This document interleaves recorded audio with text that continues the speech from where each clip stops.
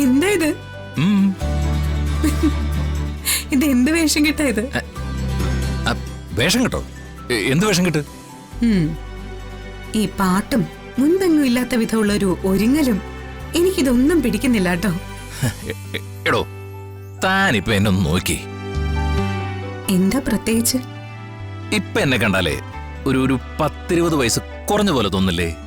ഓ, ഒരു 20 വയസ്സേ ഇവിടുന്ന് പുറത്തിറങ്ങി പോകുന്നത് ഞാൻ കണ്ടായിരുന്നു. അത് രഘുവേട്ടന്റെ വയസ്സാണെന്ന് എനിക്ക് മനസ്സിലായില്ല. താൻ ഇത്രയ്ക്ക് ഹ്യൂമർ സെൻസ് ഇല്ലാത്ത ആളാന്ന് എനിക്കറിയില്ലായിരുന്നു. എടോ, ഈ പ്രായം എന്നൊക്കെ പറയുന്നേ നമ്മുടെ മനസ്സിന്റെ അളവാ. നമുക്ക് പ്രായമായിട്ടില്ലെന്ന് നമ്മളങ്ങ് ചിന്തിച്ച നമുക്ക് പ്രായമേ ആവില്ല. ഓ, നല്ല കാര്യം. ഇത്തരം അറിവുകളെ രഘുവേട്ടൻ മാത്രം കൊണ്ടു നടന്നാ മതിയോ? നാട്ടുകാർക്കും കൂടി പറഞ്ഞു കൊടുക്കണ്ടേ? അവരും പ്രായമാവാതെ ജീവിക്കട്ടെന്നേ.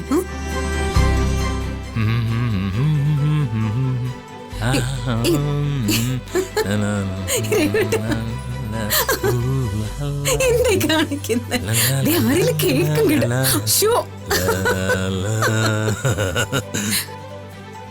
ഒന്ന് പോയ ഇവിടുന്ന് മനുഷ്യനെ നാണം കെടുത്താനായിട്ട്. പിന്നെ ഇവിടെ ആരുടെ മുമ്പിൽ നാണം കെടാനിപ്പേ? ഇവിടെ ഞാനും തന്നെ മാത്രമല്ലേ ഉള്ളൂ. അപ്പുറത്ത് ശരവണനുണ്ട്. അവനൊക്കെ മനസ്സിലാവില്ലേ? മനസ്സിലായിക്കോട്ടെ. അതെ ഹരി, നോക്ക്, ആരെങ്കിലും വന്ന് കണ്ടാലേ ഭ്രാന്താണെന്ന് പറയും. അതിനെന്താ, പറഞ്ഞോട്ടെ. ഒരു കുഴപ്പമില്ലേ? യാതൊരു കുഴപ്പമില്ല.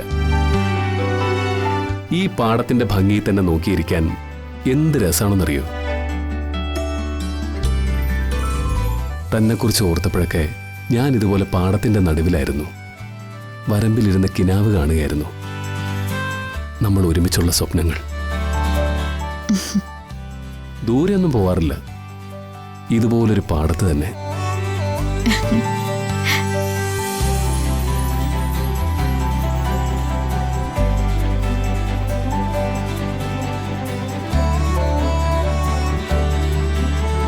കുന്നുമേക്കാവിനെ കുറിച്ച് ഞാൻ പറഞ്ഞ വട്ടിന് പകരം വേറൊരു വട്ട് അല്ലേ?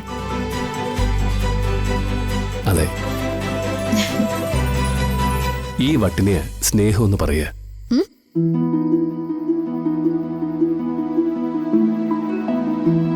നമുക്കിങ്ങനെ കുട്ടിപ്രാന്തൊക്കെ മനസ്സിലാലോചിച്ച് അതൊക്കെ നടത്തിയെടുത്ത് അങ്ങനെ മുന്നോട്ട് പോയാൽ മതി.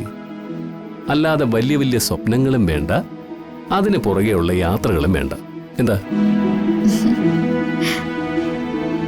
ഇന്ന് മാത്രമേ ഉള്ളോ, അതോ എല്ലാ രാത്രിയിലും ഇവിടെ തന്നെയാണോ?